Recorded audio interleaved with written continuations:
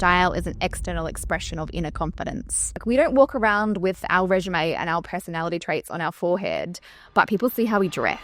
Today's guest is an absolute style icon. Started as a fashion blogger, then went into personal styling, and now launched her own fashion label. This idea just dropped into my lap, and I saw it so clearly. I saw the collection, I saw the name, I saw the process, I saw everything about it. And I was like, why not?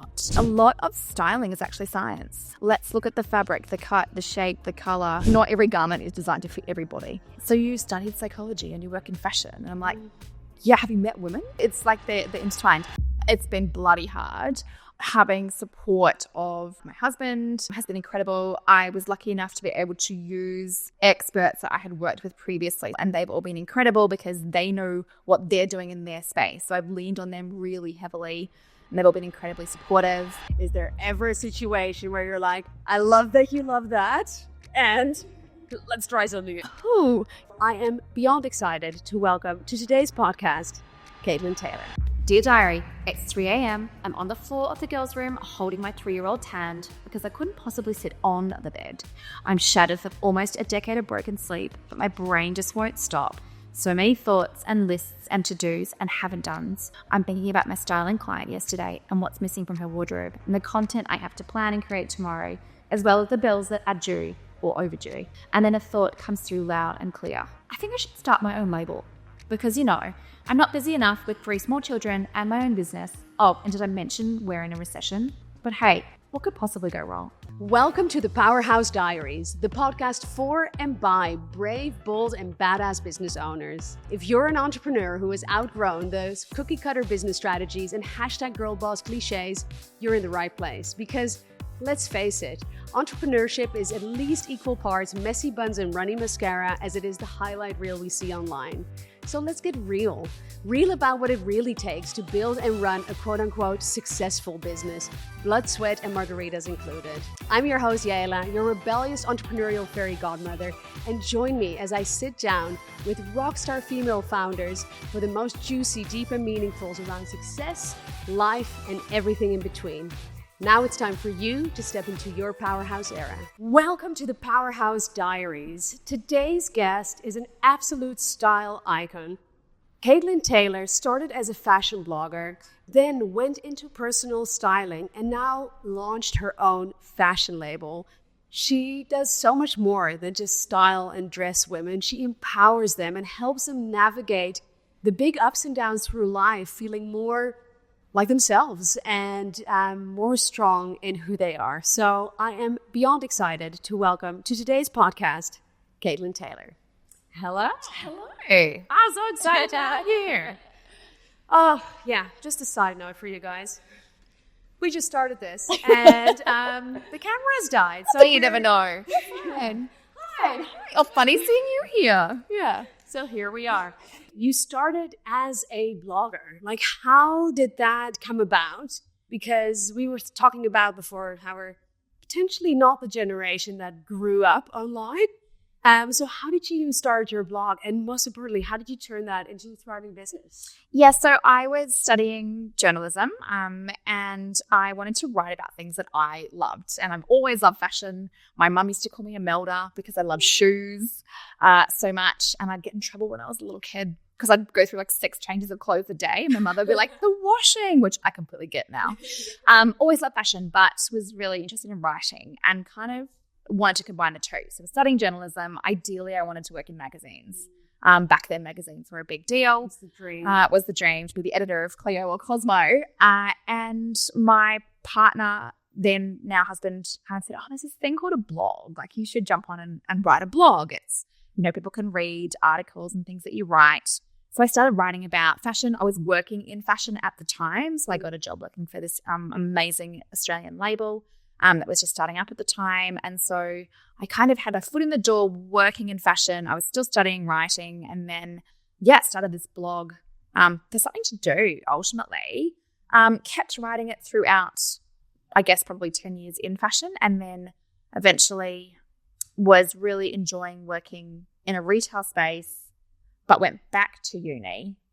And my mum was like, well, what are you going to do next? Maybe you should start thinking about, like, you're really good with people and you're great at shopping and you take your friends shopping all the time. People should pay you to do this. And I was like, oh, is that a thing? So I guess I added a little kind of element on the website that said, hey, I will be a personal stylist, a personal shopper if you want me to, and kind of went from there. It's so long ago now. I'm like, how did it even happen? Well, I love that because, I mean, this is what the Powerhouse Diaries, but actually the whole Powerhouse ecosystem is about, right? It's kind of that coming of age, that rite of passage from what I call your #girlboss phase, where you kind of do what everyone else does, and then you kind of come into your own power, your powerhouse era. And I think, what I used to think, and I think what I hear this so much from my clients and beautiful people get to speak to, is that early on in your #girlboss phase, you think, there's somewhere to get where we have it all together. There's a right way to do it. And I think at one point, true freedom, but also like your true creative genius comes out when you realize there is no right way. Yeah. And I think that is something especially true for you in what you do as a personal stylist, right?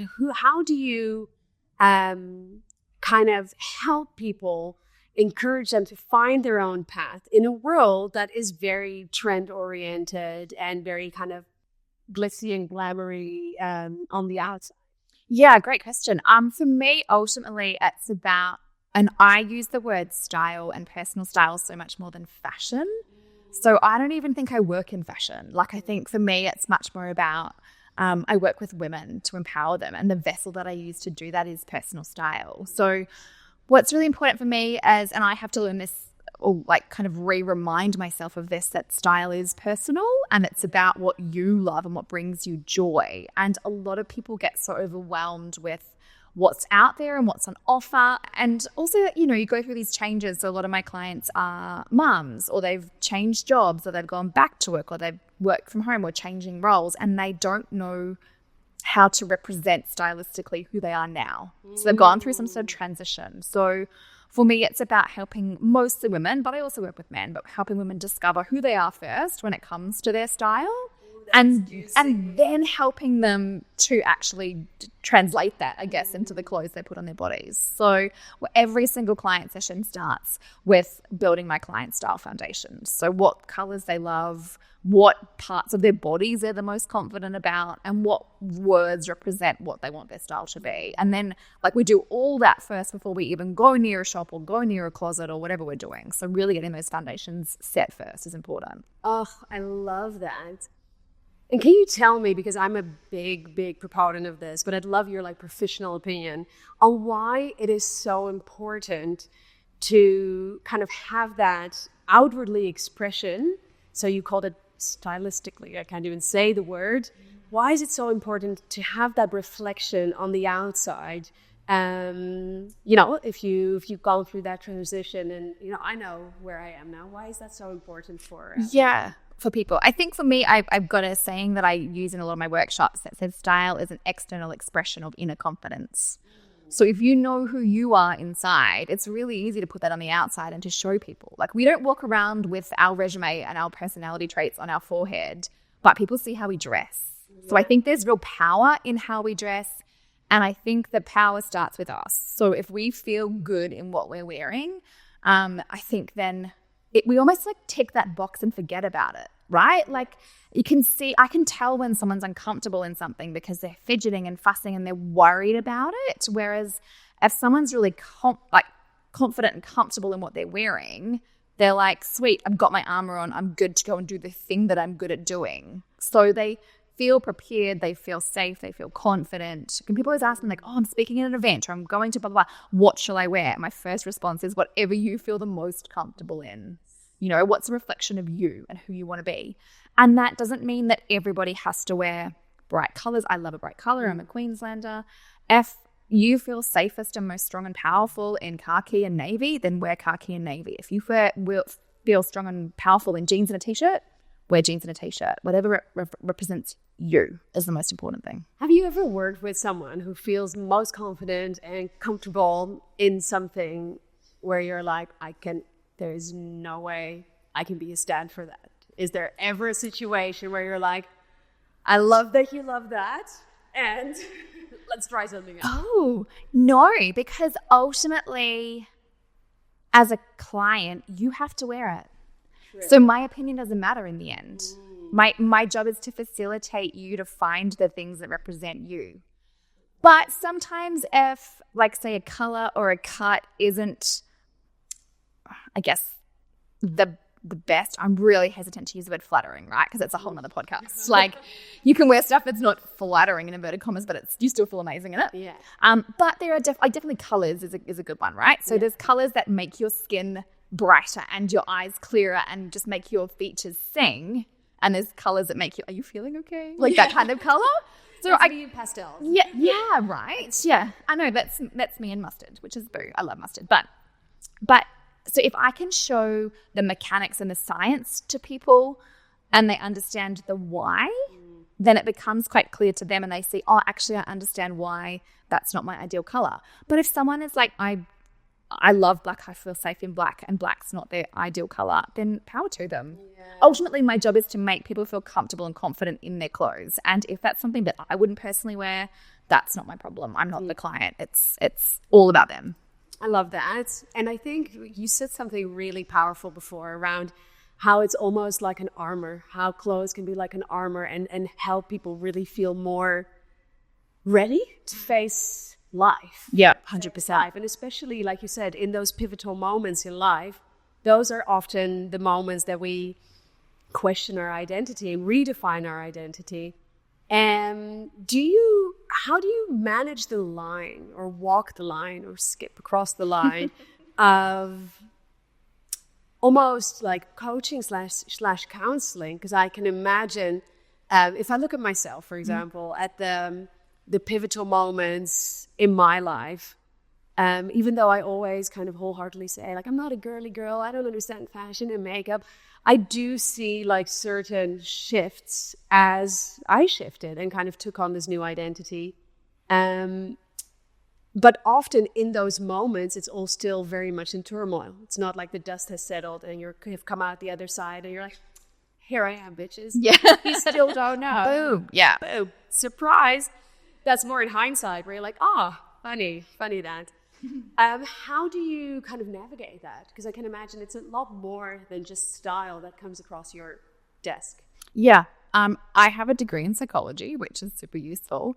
I remember once being in a change room whilst working in retail, and someone was kind of saying, so you studied psychology and you work in fashion? And I'm like, yeah, have you met women? Like it's like they're intertwined.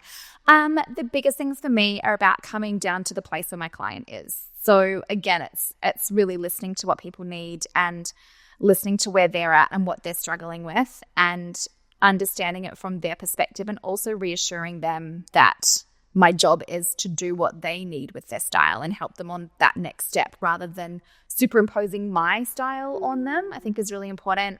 But just really listening to what my clients want and need, and being able to read people pretty quickly, I think is a pretty useful skill. So I can tell someone's face as soon as they open the door of the change rooms, if they love it or not. Their opinion always comes first. So I will never be like, oh my gosh, that looks amazing, and they're thinking, this looks hideous.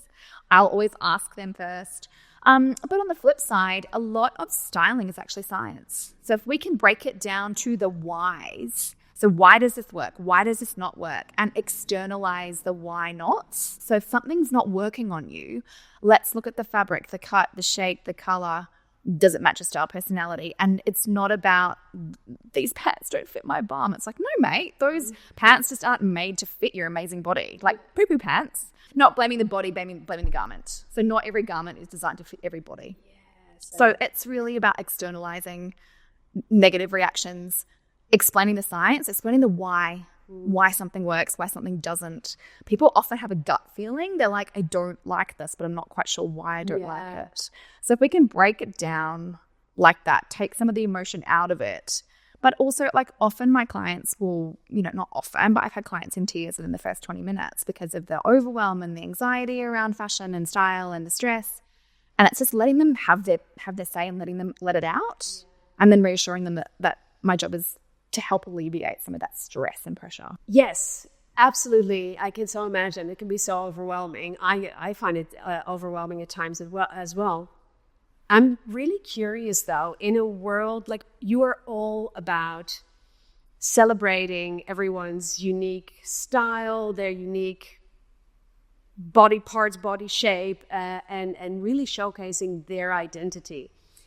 In a world that is very kind of curated, you should look like this. It's very, there's a lot of backlash at the fashion beauty industry overall around the pressures and the expectations it also puts on women. How do you kind of bridge those two kind of extreme worlds? Yeah, there's definitely something to be said for those beauty standards that we're expected to live up to. I think I have to say, with one of the good things about social media, I mean, there's so many wrong things, but one of the good things about it is we now have so much more variety in and inclusivity available to us in body shapes and different sizes and skin colors and features and that kind of stuff. So a lot of that ability to curate your own feed, I can never say that, tongue twister, curate your own feed is really powerful. So I think that if people know where to look, there's definitely a place to go. And again, it just comes down to really each individual person understanding what works for them. So those style foundations are like literally we build them and then we make every single style decision based off of those once we've got them. So getting people to understand that they're always going to feel better and look better when they're representing their true selves rather than trying to just be a cookie cutter version of what's happening. And I get it. Like, I think at the start of the year, I was like, oh, I need to change up my style. I can do this kind of masculine-y, baggy situation. And then I'm like, this is so not me. Like, I tried it and I was like, I've lost my sparkle, and I miss wearing the color and the print and the feminine stuff. So I went back to it. I was like, I don't need to be like the cool kids. Taking a bit of a detour here, but, from blogger to personal stylist, and now you recently just launched your own fashion label. That's a whole new ballgame there. Tell me about, well, first of all, let's start at the beginning. With 3 young kids and already thriving in a successful business, away from your family in Australia, you were like, but nothing to do. Sounds like an entrepreneur. But tell me about that moment. What kind of ignited that spark within you? Yeah, a couple of things kind of happened over the course of a year. I was working alongside an existing brand, and unfortunately that company kind of wound down, and I felt like I had this new skill set. Like people have always said to me, oh, you're going to be a clothing designer. Would you like to design clothes? I'm like, oh, I'd love to, but I can't sew. I can't draw. I don't know how to do it. I don't have any of the contacts. But working with this other brand, I learnt a lot of the trade. So I had all these new skills, and I am constantly, I guess, when I'm with clients, I'm like, oh, if only you had X, or if only you had Y, it would slot into your wardrobe really easily and it would make this work and this work and this work. And I was on the floor of my 3-year-old's bedroom at 2 a.m. because I wasn't allowed to sit in her bed. I had to sit next to her bed. Yes, and don't make direct eye contact. Don't look. Don't look away. No. Don't close your eyes, Mum. Keep your eyes open, Mum, but don't close your eyes because I'm going to close my eyes. So I'm sitting on the floor, holding her hand, literally staring into space. And this idea just dropped into my lap, and I saw it so clearly. I saw the collection, I saw the name, I saw the process, I saw everything about it. And I was like, why not? And I woke up the next morning totally expecting my husband to be like, don't be ridiculous. And he's like, do it. Do it. And I think that was in maybe July, and we launched in September. So I'm like, I want to do it. I want to do it now. Kind of like, why we're here today. I do the same thing. Yep. It's so powerful, though, because when there's knowing and then there's knowing. Oh, there was so much clarity around this. It was just boom. It's I always feel like that is, and they've actually done research around the times when certain patents were applied for, that in the time where whatever great invention was made, I don't know, the radio, I don't know if that's actually the radio, but in that same period, all of a sudden, out of the blue, there were different people kind of making or trying to patent it or something, and one person kind of got there first. I have heard that. Yes. And so I always kind of imagine these like inspiration. You know how they tell you the stork that frees the babies, who drops the babies, because that's how babies. Yeah, kids. That's what happens. That's what happens. How is it how babies are made? I'm so happy I just gave my 16-year-old son the sex talk. That's how babies are made, right? But kind of like these inspiration storks, and they just drop these ideas left, right, and center, and whoever picks up the call first and runs with it, just runs. And I feel like those moments where out of the blue, where you get out of your own way enough to hear it and then trust your gut, even though it makes absolutely zero rational sense, enough to go with it, that is something so incredibly powerful. Yeah. So let's add some more to my plate. Let's spend some money we don't have. Let's start a business in a recession. Let's add to the, overwhelming consumption of fashion. And I'm like, but let's still do it anyway. Yeah. Because I know it was a download, and it's just, I need to run with it. So how was it to actually watch that come to life in such an incredibly short period? Because I love this story, right? And I've had my own kind of inspiration store moments. The part between the, oh my God, like, kumbaya, this is it, and, here, we're sitting here having this conversation. In my case, I'm more of a, jump out of the plane, build the parachute on the way down. Same, girl.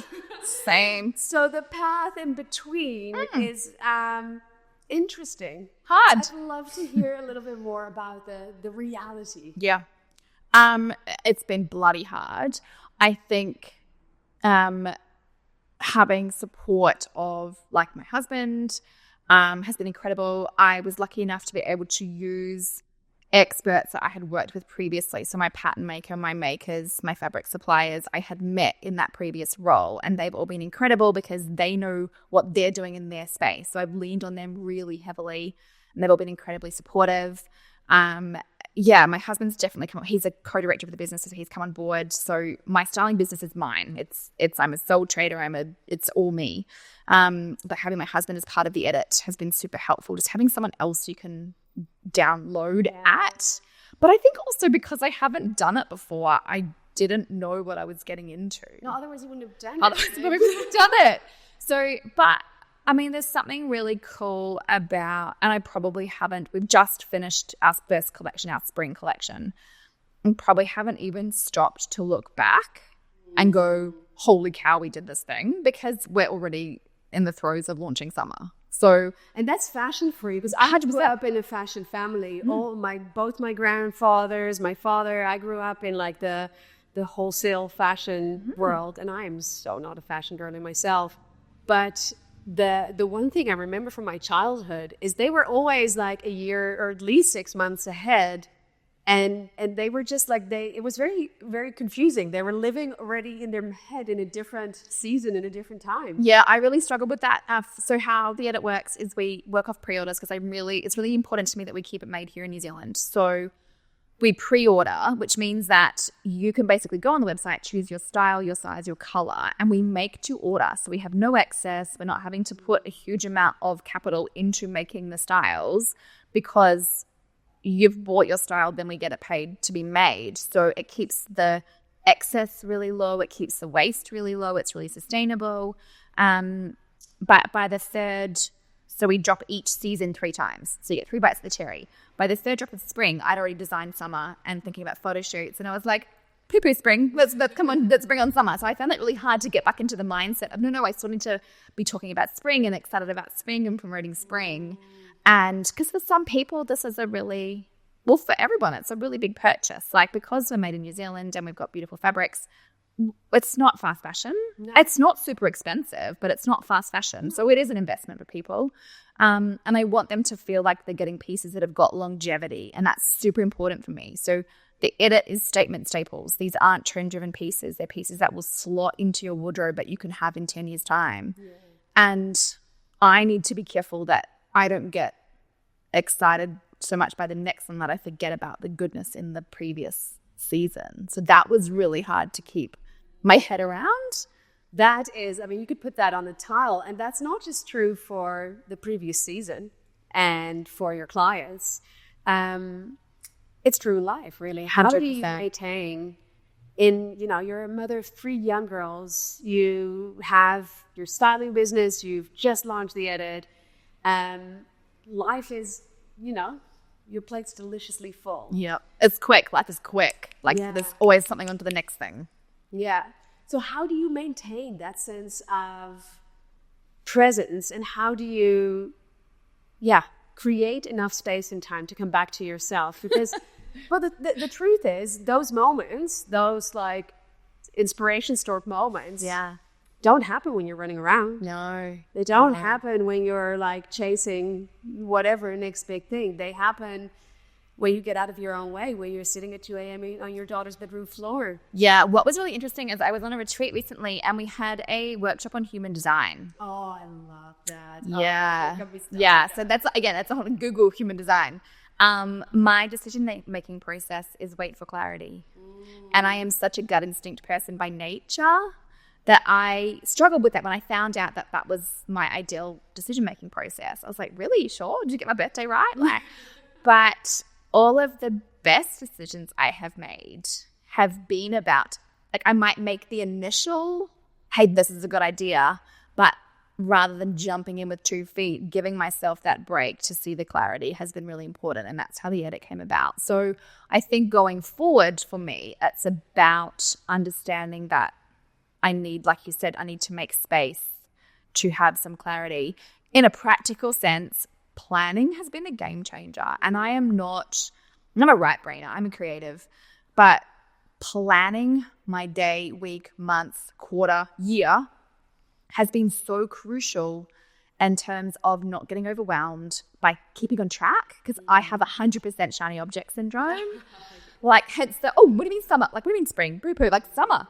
And even in all my businesses, my 2 businesses, I bored's the wrong word, but I like to create. So once something is created, I find the maintenance stage a little bit harder to keep my interest. So because I like to always create, I'm like, okay, well, I need to have either structures in place or outsourcing in place that helps me support the things I've already created. So planning is huge, batching is huge. All those practical things really help me just get shit done. That's why it's so important, whether it's through human design or whatever modality, or just life. It's so important to get to know yourself and honor that, so that you can put the right support systems and strategies in place to have that to happen. Because I can so relate. I'm the visionary. I have the most elaborate ideas, and then by the time I need to do it, I've already kind of done it in my head. Yeah, then you had to what do you mean I have to do it for real? Can't it just come out of my head? It's just there. I thought it. It's a fucking masterpiece. It's the detective shows, and the guy's connecting all the dots. My brain, I'm also extremely ADHD, so my brain is all the dots. I'm oh my God, this is genius. And then I'm done. Yeah. Oh no, wait, hold on. I actually have to do it. I always wish that there was a printer for my brain. I'm I can see the thing. I can see exactly how I want it to be. What do you mean I have to do it? Can't someone else do it? Hello. Yeah. But outsourcing is key for me as well now. Yeah. Just those structures that I can use and other resources I can rely on. Yeah, that's really, really important. And also something, if I look at myself and my clients, something we have to learn, because especially as female entrepreneurs. Oh, you have to let go.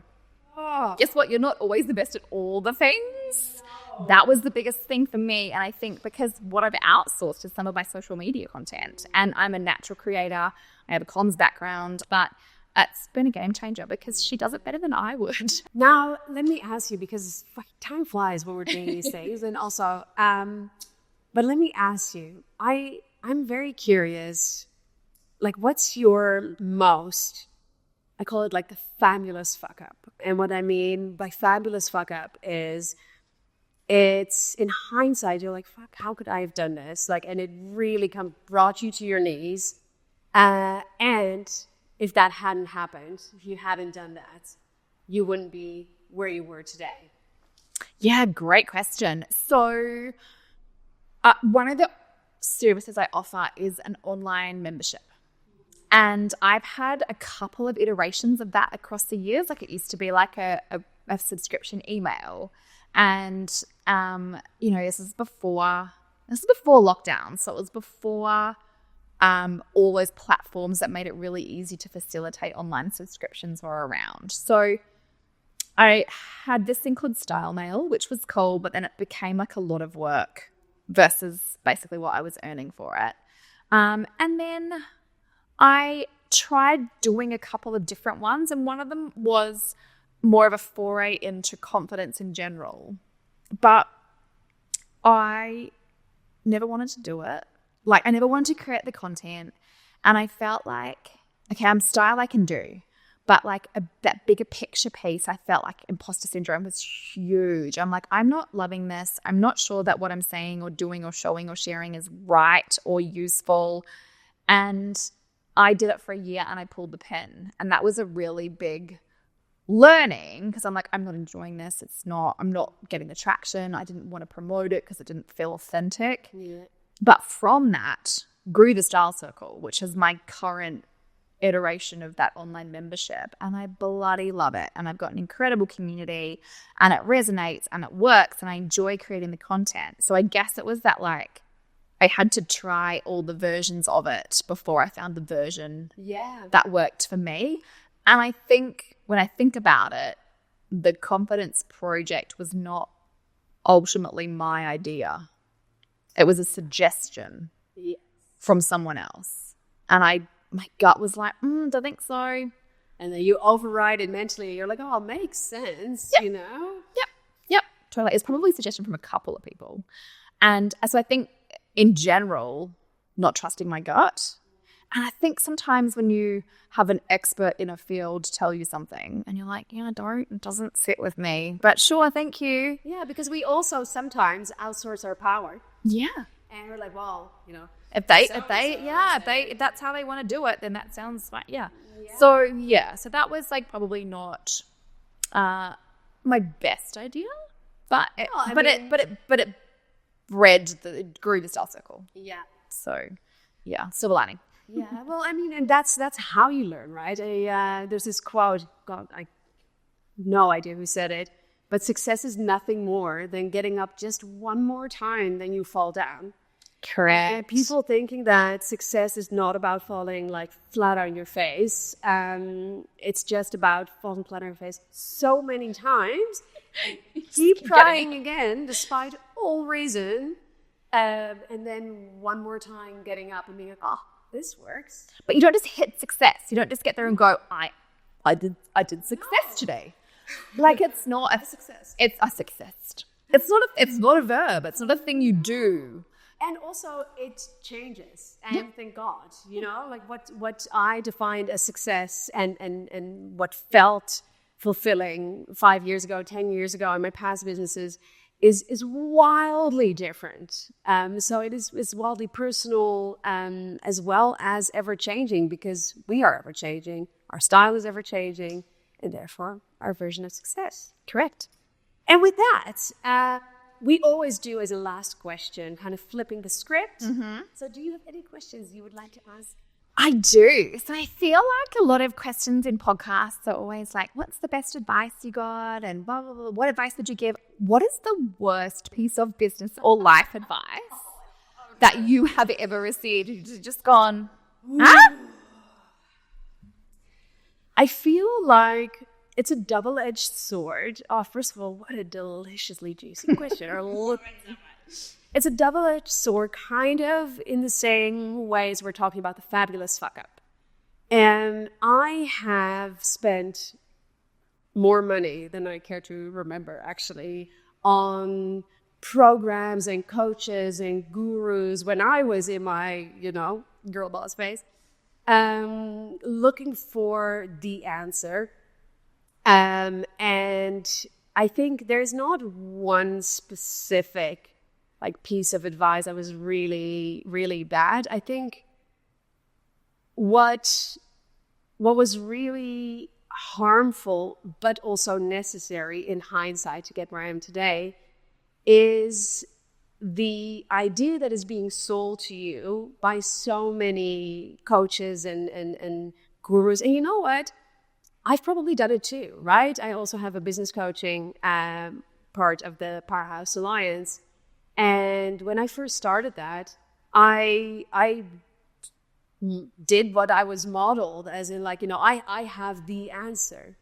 And I think with every person telling me, whether it's online, on social media, in a coaching container, that this is the answer, no matter how effective that strategy may be, it brought me further and further from myself and trusting myself.